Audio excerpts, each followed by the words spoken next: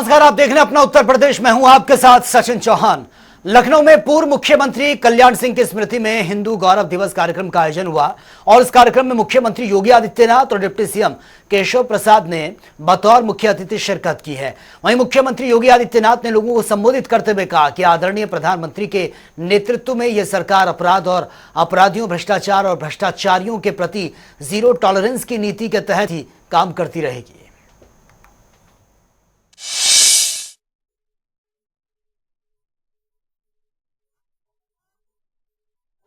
क्योंकि उनकी गुंडागिर्दी के स्कोप डबल इंजन की सरकार ने बंद कर दिए, उनकी अराजकता के स्कोप बंद कर दिए गए,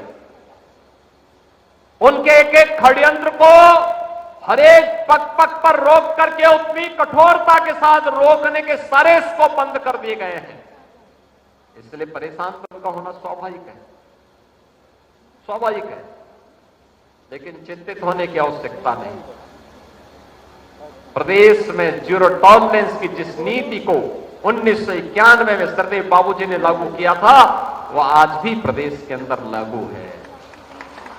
डबल इंजन की यह सरकार प्रधानमंत्री मोदी जी के नेतृत्व में अपराध और अपराधियों के प्रति, भ्रष्टाचार और भ्रष्टाचारियों के प्रति जीरो टॉलरेंस की नीति के तहत कार्य करेगा, चाहे इसके लिए कोई भी कीमत क्यों न चुकानी पड़े, और प्रदेश की जनता जनार्दन का बाल बांका नहीं होने देगा।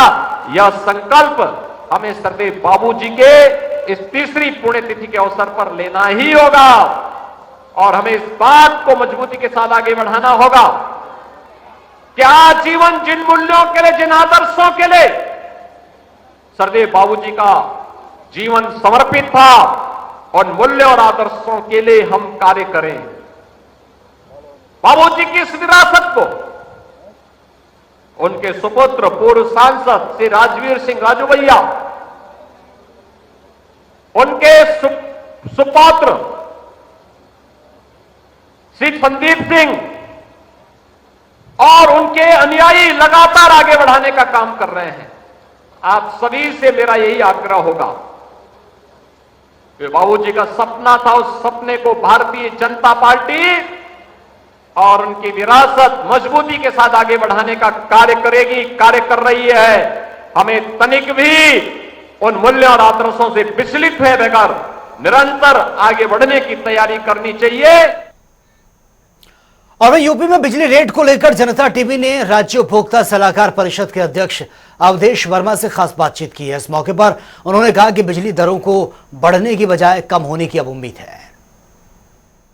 यूपी में सरकारी कंपनी लगातार बिजली दरों बढ़ाने की मांग कर रही थी और इसको लेकर के उनका तमाम तर्क वितर्क किए जा रहे थे। वो 20% तक पिछले चोर दरवाजे दरें बढ़ाने की बात कर रही थी, लेकिन राज्य उपभोक्ता परिषद लगातार इस बात लगी हुई थी कि किसी तरह जो है ये दरें न बढ़ने पाएँ, बल्कि जो सरप्लस पैसा करोड़ों रुपए उनके पास पड़ा है, उस सरप्लस पैसे जो है वो उल्टा दरें कम करें। ये मांग जब अध्यक्ष अवधेश वर्मा ने की तो उसके बाद जो है मामला आगे बढ़ा और उन्होंने लगातार सारी बैठकें की और अलग अलग जो है जगहों पर बैठने के बाद अलग अलग कंपनियों के साथ बैठकें हुई और तय हुआ कि काफ़ी कुछ तक निर्णय निकल गया है कि अब विद्युत दरें नहीं बढ़ेंगी। और इस मामले में मैं अवधेश से जानना चाहूँगा कि क्या क्या आगे सर रणनीति है। देखिए, जहाँ तक सवाल है, प्रदेश की सभी बिजली कंपनियों में बनारस हुआ, आगरा हुआ, केस्को हुआ, मेरठ हुआ, आपके कानपुर हुआ, ग्रेटर नोएडा हुआ, सभी जगह बैठकों के बाद राज्य सलाहकार समिति की बैठक 5 अगस्त को हो गई और पूरी तरीके से अब मैं कह सकता हूं कि प्रदेश में बिजली दरों में कोई बढ़ोतरी का पूरा एकदम समझ लीजिए कि जीरो चांस है।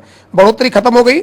हाँ, ये जरूर है कि पावर कॉर्पोरेशन ने खूब दबाव बनाया और अभी भी दबाव बनाने में लगे हैं कि किसी तरीके से बढ़ोतरी हो जाए, लेकिन जब हमारी मिनट भी जारी हो चुकी है, मिनट में क्लियर कट लिखा हुआ है कि प्रदेश के विद्युत उपभोक्ताओं का जो उपभोक्ता परिषद लगातार एक बात कह रहा था 33,122 करोड़ सरप्लस निकल रहा है, या तो एक साथ 40% बिजली दरों में कमी की जाए या तो अगले 5 वर्षों तक 8% बिजली दरों में कमी करके उपभोक्ताओं का हिसाब बराबर किया जाए। तो सब मिला के अब उत्तर प्रदेश में ये कहना उचित होगा, उत्तर प्रदेश में कोई भी कानून बिजली दरों में बढ़ोतरी की इजाजत नहीं देता। हाँ, घटोतरी के लिए, बिजली दरों में कमी के लिए रास्ता खुल गया है और विद्युत नियामक आयोग को यह तय करना है कि कितनी बिजली दरों में कमी हो और उसके आधार पर प्रदेश की जनता का हिसाब बराबर हो और प्रदेश की जनता को राहत मिले। अवधेश जी 33,122 करोड़ बहुत बड़ी धनराशि है। कितना इसका इंटरेस्ट हुआ हर महीने सोचा जाए, लेकिन इसके बावजूद उपभोक्ताओं को राहत देने के बजाय बिजली दरें बढ़ाने की बात की जा रही। आपने लड़ाई लड़ी, आपको सफलता इससे मिली, लेकिन मैं कह रहा हूँ यह जो बिजली दरें घटाने की बात है, इस पर कितना उम्मीद की जा सकती है? देखिए, जहां तक सवाल है, पूरी उम्मीद की जा सकती है, क्योंकि ये पैसा कोई हमने नहीं निकाला है, विद्युत नियामक आयोग ने ही निकाला है और बहुत सुनवाई के बाद निकाला है। पहले 13,337 करोड़ हमारा निकला, फिर 7,988 करोड़ निकला, फिर 6,507 करोड़ निकला। इसके बाद इस पर कैरिंग कास्ट भी अगर जोड़ लिया जाए तो 33,122 करोड़ की फिगर आगे जाएगी, क्योंकि कानून ये कहता है कि जब तक इसका हिसाब बिजली कंपनियां नहीं कर देंगी, इस पर कैरिंग कास्ट जुड़ेगा 12%, हर साल इस पर ब्याज लगेगा। तो अगर आज की डेट में आज हमको 33,122 करोड़ में कमी करके बिजली दरों में आगे बढ़ोतरी की बात करेंगे तो निश्चित तौर पर ये बहुत बड़ा अमाउंट आने वाले समय में हो जाएगा। अभी ये 33,122 करोड़, अगली बार जब बात करेंगे तो 40,000 करोड़ के पास पहुंच जाएगा। तो सब मिला के इसीलिए मैंने विद्युत नियामक आयोग से कहा कि देश का जो केंद्रीय कानून, जो टैरिफ पॉलिसी है, टैरिफ पॉलिसी ये कहती है कि कोई भी सरप्लस 3 साल में पब्लिक का हो या बिजली कंपनियों का हो, उसको बराबर करना है। तो इस बार राज्य सलाहकार समिति की बैठक में हमने मुद्दा रखा, हमने कहा टैरिफ पॉलिसी कहती है कि 3 साल में रेगुलेटरी एसेट को बराबर करना है, तो ये 33,122 करोड़ को मैं कहता हूं कि इनकी हालत खराब है तो 5 साल में बराबर कर दो, लेकिन कानून के तहत आपको तत्काल पब्लिक को राहत देना है। तो निश्चित तौर पर अब दरों में कमी का रास्ता खुल गया है और हमें पूरी उम्मीद है कि विद्युत नियामक आयोग कुछ ना कुछ जरूर कमी करके प्रदेश के उपभोक्ताओं को लाभ देगा, क्योंकि उपभोक्ता परिषद की ही लड़ाई थी कि ग्रेटर नोएडा में, नोएडा पावर कंपनी में 10% बिजली दरें 2 साल से कम चली आ रही है और आगे भी हमने मांग करी है कि 10% की कमी चलती रहे। तो देश में विद्युत नियामक आयोग कैसे दोहरा मापदंड अपना सकता है कि जब एक तरफ नोएडा पावर कंपनी जो निजी क्षेत्र की कंपनी है, ग्रेटर नोएडा में काम करती है, हमारे ही प्रस्ताव पर वहां 10% 2 साल से बिजली दरें कम होकर चली आ रही है। तो यहां भी हमने कहा कि फिर यहां भी बिजली दरों में कमी करिए, अन्यथा की स्थिति में एक विधिक बात पैदा होगा और प्रदेश के उपभोक्ताओं के मन में ये भ्रम जाएगा कि आखिर जो सरकारी बिजली कंपनियां हैं उसका सरप्लस जो निकल रहा है प्रदेश के उपभोक्ताओं को, उसका लाभ क्यों नहीं दिया जा रहा है। तो ये थे अवधेश वर्मा जी। इनका सीधे से कहना है कि बिजली दरें बढ़ने की बात अब एकदम खत्म हो गई है, अब बिजली दरें बढ़ेंगी नहीं, बल्कि उनका रास्ता ये है कि वो चाहते हैं ज़्यादा से ज़्यादा लोगों को फायदा मिले और बिजली दरें कम हो, जो सरप्लस पैसा है उसका लोगों को फायदा मिले और बिजली दरों में कमी की जानी चाहिए, जैसे गाजियाबाद और नोएडा में हो रहा है वैसे यहाँ पूरे यूपी में होना चाहिए। कैमरा पर्सन आशीष के साथ TN मिश्रा, जनता TV, लखनऊ। चलिए आगे बढ़ते हैं। भारत बंद के ऐलान के बाद बसपा सुप्रीमो मायावती ने कार्यकर्ताओं का समर्थन किया है। वहीं बीएसपी कार्यकर्ताओं ने हजरतगंज स्थित अंबेडकर प्रतिमा पर धरना प्रदर्शन किया और सैकड़ों कार्यकर्ता अपनी मांगों को लेकर सुप्रीम कोर्ट के आदेश के खिलाफ सड़कों पर उतरे हैं। ये रिपोर्ट आप देखिए। सुप्रीम कोर्ट के क्रीमी लेयर को दिए गए फैसले के बाद आज बहुजन समाज पार्टी के लोग सड़कों पर हैं, अलग अलग तरीके से प्रदर्शन कर रहे हैं। क्या वजह है, आपने जंजीरियां डाल रखी हैं? जैसा कि आप लोग जानते हैं, बाबा साहब भीमराव अम्बेडकर जी ने बड़ी मुश्किल से इस्लामी जंजीर तोड़ी थी, वरना उससे पहले हमारा समाज जो था वो गुलाम था। गले में हांडी और फिर झाड़ू होती थी, जिसको बाबा साहब ने तोड़ कर आजाद किया था। ये बीजेपी सरकार चाहती है कि फिर से गुलाम बन जाएं, ये मैं फिर से इस्लामी जंजीर से लड़ना चाहती है, जो हम तैयार नहीं हैं। अगर इन्होंने संविधान छेड़छाड़ की तो परिणाम अच्छे नहीं होंगे, अगर इन्होंने पार्टी कोशिश की तो परिणाम अच्छे नहीं होंगे, क्योंकि 4 वर्ण हैं, ब्राह्मण, शूद्र, वैश्य, क्षत्रिय। न ब्राह्मण बटा है, न वैश्य बटा है, न क्षत्रिय बटा हुआ है, शूद्रों को आपस में बांट दिया गया है। हमारा वर्गीकरण क्यों, अपना वर्गीकरण करते हैं। हमें ये बताइए, सुप्रीम कोर्ट ने कहा है कि जो संपन्न हो गए हैं उसमें वर्गीकरण किया जाए, जो संपन्न हो गए वो संपन्न हो गए, जो पिछड़े हैं उनको। सुप्रीम कोर्ट के जज भी हो गए हैं तो उनके लड़के को सुप्रीम कोर्ट से पिछले 80-70-80 सालों से जो जज बना हुआ उसी का परिवार बन रहा है। आज तक कोई भी बाहरी आदमी नहीं आया है। क्या वो संपन्न नहीं है? क्या अधिकार उनका है या आरक्षण उनका है? मंदिरों में जितने ब्राह्मण जो बैठे पुजारी सब ब्राह्मण हैं, क्या वो आरक्षण नहीं है? उनका बात क्यों नहीं होती? हम कहते हैं आप जातिवाद हटाइए, जातिवाद हटेगा, आरक्षण अपने आप समाप्त हो जाएगा। हमें नहीं चाहिए आरक्षण, हमें नहीं चाहिए आरक्षण, जातिवाद हटाइए। ये विरोध का तरीका है पुराने जमाने का, जब बाबा साहब भीमराव अम्बेडकर के दौर में जब ऐसा विरोध करते थे। आज आप वही दर्शाना चाह रहे हैं कि जो हम जंजीरें हमारे बाबा ने तोड़ी है वो दोबारा पहनने तैयार नहीं है। जहाँ से बाबा हमको वापस लाए हैं वही लाने को जाने जो तैयार नहीं है। अच्छा, सबसे बड़ी बात है कि देखिए इस लड़ाई में सिर्फ, क्या नाम है आपका? नाम बता दीजिए। आकाश गौतम नाम है मेरा। आकाश गौतम है यहाँ पर, इनके साथ आपका क्या नाम है? मोहम्मद तला खान। मोहम्मद तला भी इस लड़ाई में शामिल है। तला, आप क्यों आए हैं? बहन जी का आदेश है, भारत बंद करो, उसमें हम लोग आए हैं, समर्थन है हम लोग। समर्थन में मुद्दा पता है क्या? हटाओ, केस बचाओ। नहीं पता है क्यों आए हैं आप लोग? आरक्षण होती है, पीढ़ी जो पीढ़ी होती है, पीढ़ी हटाओ नहीं ना उसको। तो देखिए यहाँ पे और भी बहुत सारे लोग यहाँ पर आज विरोध प्रदर्शन के लिए आए हैं। कई ऐसे चेहरे हैं जो बहुजन समाज पार्टी में अमूमन नजर आते हैं, लेकिन कई ऐसे चेहरे वो भी हैं जो बहुजन समाज पार्टी के टिकट पर प्रत्याशी रहे।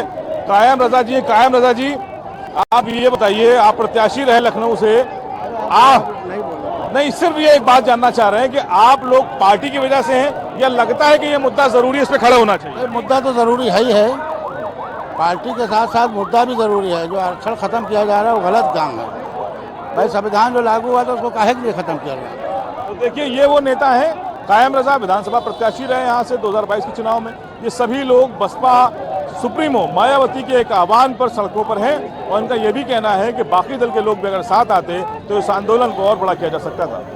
कैमरा पर्सन आशीष के साथ तौफीक की बड़ी जनता टीवी लखनऊ।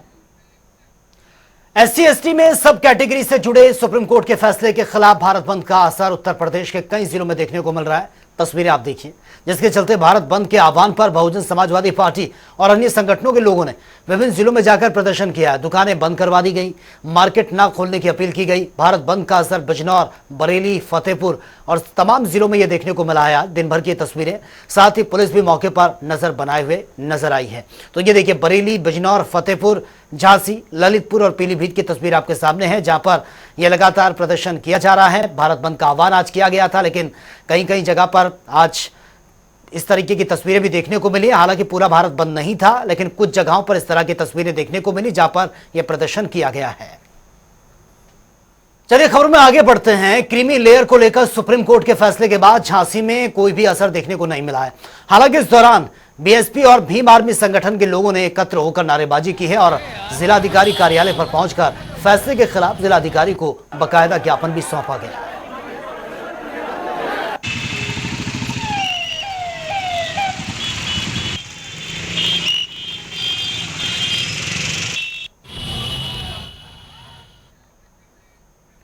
और वहीं रायबरेली में जिला अस्पताल की स्वास्थ्य व्यवस्था इतनी खराब हो चुकी है कि अस्पताल में आधा दर्जन के करीब आरओ प्लांट खराब होने से मरीज और तीमारदार को परेशानी का सामना करना पड़ रहा है। साथ ही बाहर से पानी खरीदने के लिए भी लोग मजबूर हैं। जिला अस्पताल के सीएमएस डॉक्टर प्रदीप अग्रवाल मामले पर अनजान बनते हुए नजर भी आए हैं। उत्तर प्रदेश के डिप्टी सीएम ब्रजेश पाठक जहां स्वास्थ्य महकमे को दिन पर दिन सही करने का काम कर रहे हैं। अगर देखा जाए तो डिप्टी सीएम के द्वारा लगातार औचक निरीक्षण किया जाता है, चाहे वो अस्पताल हो सरकारी या सीएससी। लेकिन इस समय मौजूद है रायबरेली की इमरजेंसी में, जहां पर ये एक आरओ प्लांट लगा हुआ है। यही नहीं, अगर बात की जाए तो पूरे अस्पताल परिसर में कम से कम 5 से 6 आरओ प्लांट लगे हैं, लेकिन आरओ प्लांट केवल देखने के ही लिए हैं। ये देख सकते हैं आप तस्वीरों में कि आरओ प्लांट किसी भी तरीके से काम नहीं कर रहे हैं। बड़ा बड़ा नाम लिखवा दिया गया, उद्घाटन की डेट डलवा दी गई, लेकिन जिम्मेदार आला अधिकारी इस ओर ध्यान नहीं दे रहे हैं। सबसे बड़ी बात तो यह है कि यहाँ पे 24 घंटे मरीज आते हैं और पानी की व्यवस्था न होने की वजह से उन्हें मजबूरन पानी बाहर से लेना पड़ता है। लेकिन यहाँ बैठे हुए अधिकारियों को इस ओर जरा भी ध्यान नहीं जा रहा है। अब देखने वाली बात यह है कि आखिरकार खबर दिखाए जाने के बाद क्या यहाँ के कुंभकर्णी स्टाफ की नींद जगती है या नहीं जगती। यहाँ के सीएमएस इस ओर ध्यान देते हैं या नहीं ध्यान देते। दूसरी बात, अस्पताल परिसर में 5 से 6 आरओ प्लांट जरूर लगे हैं, जिसमें से आधे से ज़्यादा बंद हैं और जो चल भी रहे हैं उनमें स्वच्छ पानी नहीं आ रहा। तो ऐसे में कहा जा सकता है कि यहाँ की स्वास्थ्य व्यवस्था पटरी से पूरी तरीके से बाहर है। अब देखने वाली बात यह है कि आला अधिकारी इस ओर कब ध्यान देते हैं। राहुल मिश्रा, जनता टीवी, रायबरेली। तो चलिए अब बात कर लेते हैं तमाम खबरों की ताबड़तोड़ अंदाज में। अमेठी में गौ कशों की पुलिस से मुठभेड़ हुई है। जवाबी फायरिंग में एक को गोली लगी है, 4 घायल, तमंचा, कारतूस और साथ ही खोखा भी बरामद। अलीगढ़ में एक शख्स की दबंगों से मारपीट की सूचना पर स्थानीय लोग एकत्रित हुए हैं। मौके पर पहुंची है पुलिस, मामले की जांच में जुटी है। अलीगढ़ में स्कूटी सवार युवक आवारा गौवंश से टकरा गया, युवक गंभीर रूप से घायल, अस्पताल में भर्ती है। देवरिया में सुप्रीम कोर्ट के आदेशों के खिलाफ यह प्रदर्शन हुआ है, पुलिस ने किया लाठीचार्ज, आधा दर्जन लोग घायल। आजमगढ़ में पुलिस ने किया है हत्या का खुलासा। प्रेम प्रसंग के चलते युवती की हत्या, मामले की जांच में जुटी है पुलिस। आगरा में 2 पक्षों में कहा सुनी हुई है। दबंग शख्स ने तमंचे से किया है फायर। 12 लोगों के खिलाफ मुकदमा दर्ज, 5 लोग मौके से फरार। बस्ती में 2 पक्षों में विवाद हुआ है। जमकर चले हैं लाठी डंडे, दर्जनों लोग घायल। वीडियो के आधार पर जांच में जुटी है पुलिस। बाराबंकी में जनप्रतिनिधियों को लेकर जनता में गुस्सा है। नगर प्रशासन की कार्यशैली पर उठा रहे हैं सवाल। बारिश के मौसम में कई समस्याओं को लेकर लोग परेशान। रायबरेली में युवक की हत्या का मामला। करनी सेना के प्रदेश अध्यक्ष ने एसपी को सौंपा ज्ञापन। हजारों की संख्या में एसपी कार्यालय में पहुंचे हैं कार्यकर्ता। बदायूं में बीएसपी के भारत बंद के दौरान यह हिंसा हुई। जुलूस में शामिल लोगों ने दुकान में तोड़फोड़ की है। कई लोगों के साथ मारपीट हुई है। बुलंदशहर में ससुर ने बहू का गला रेतकर हत्या कर दी है। पीड़िता को रास्ते में फेंककर आरोपी फरार। आगे की कार्रवाई में जुटी है पुलिस। अमेठी में पुलिस की गौ तस्करों से मुठभेड़। 4 शातिर गौ तस्कर गिरफ्तार। तमंचा, कारतूस भी बरामद किया गया। कानपुर देहात में छात्र की मौत का मामला। परिजनों ने निकाला कैंडल मार्च। सपा सांसद और चेयरमैन शामिल। आजमगढ़ में पुलिस भर्ती परीक्षा की तैयारियां तेज। डीएम और पुलिस अधीक्षक ने किया निरीक्षण। परीक्षा केंद्र का जायजा लिया। संत कबीरनगर में भारत बंद के आह्वान पर यह प्रदर्शन किया गया। सपा, बसपा और अन्य संगठन पहुंचे कलेक्ट्रेट ऑफिस। डीएम को सौंपा ज्ञापन। तो फिलहाल इस बुलेटिन में मेरे साथ इतना है, लेकिन तमाम खबरों के लिए आप बने रहिए जनता टीवी के साथ। नमस्कार।